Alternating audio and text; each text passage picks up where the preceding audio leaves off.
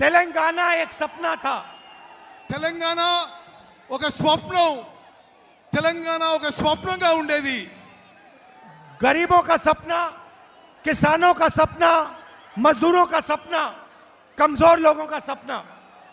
నిరుపేదలకి రైతులకి అందరికీ తెలంగాణ రాష్ట్రం ఒక స్వప్నంగా ఒక కలగా ఉండేది और 9 साल के लिए टीआरएस ने इस सपने को कुचलने का काम किया।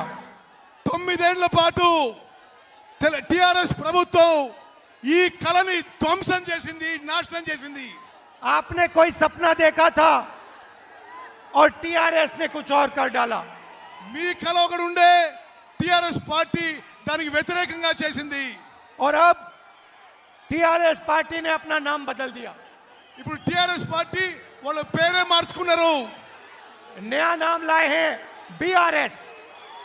టిఆర్ఎస్ కి కొత్త పేరు బిఆర్ఎస్ मतलब बीजेपी रिश्तेदार समिति।